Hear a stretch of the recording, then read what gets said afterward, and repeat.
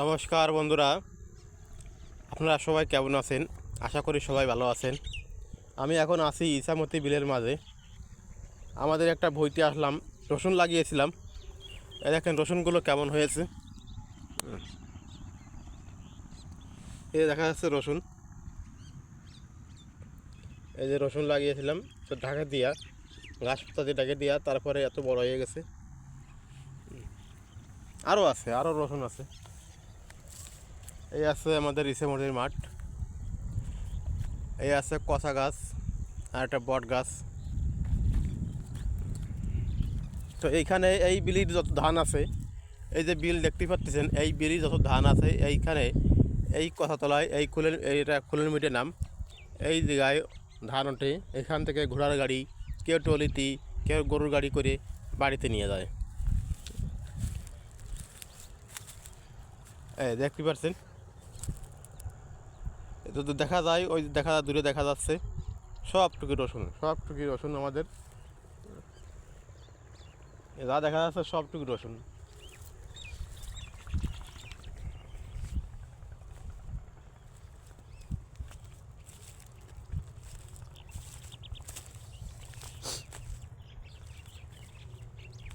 অনেক কিছু চাষ হয়েছে এখানে। শস্য আছে, তারপরে আপনার ধান লাগাবে, সে পাতো দিছে। হ্যাঁ, পাতো দেওয়া আছে। এই যে সব দেখছেন রসুন, এই সব রসুন, সব রসুন লাগিয়েছে। হ্যাঁ,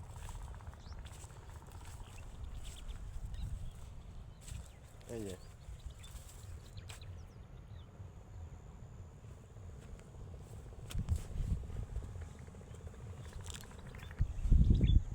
এই দেখেন, এখানে একটা টিউবওয়েল আছে। এই টিউবওয়েলে অনেক মানুষের জল খায় এসে। এই মাঠে যারা চাষবাস করে, কাজবাজ করে, তারা এসে জল খায়। এই যে কেউ এসে মোটর সাইকেল, বাইক থুয়ে যাচ্ছে এখানে, দেখতে পাচ্ছেন বাইক। এখানে বাইক থেকে অনেকে কাজ করতেছে। এই একটা বাইক, এই একটা কচা গাছ। এখানে এসে রোদ্রের সময় যখন কষ্ট হয়ে যায়, তখন একটু মানুষ এসে জিরায়।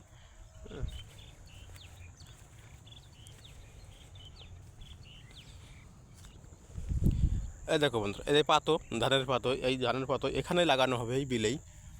এই যে বিলে অনেক জল আছে, এই জল আস্তে আস্তে নিয়ে যাবে, দেখতে পাচ্ছেন।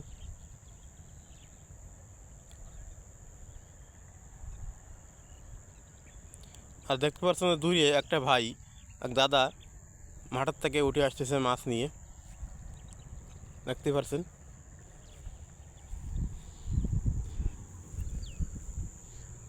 এখানে অনেক পাখিও পড়ে।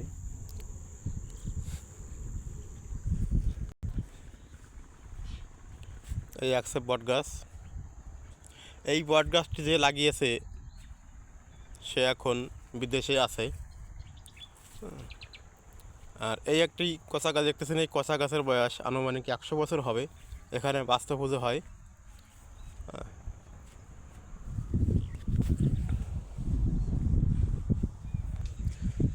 তো বন্ধুরা, ভিডিওটি এখানেই শেষ করছি। সবাই ভালো থাকবেন, সুস্থ থাকবেন, আর একটু আমার পাশে থাকবেন। লাইক, শেয়ার, অবশ্যই একটু ভালো লাগলে, ভিডিওটা ভালো লাগলে একটু সাবস্ক্রাইব করে পাশে পাশে থাকবেন বন্ধুরা। সবাই ভালো থাকবেন, ধন্যবাদ।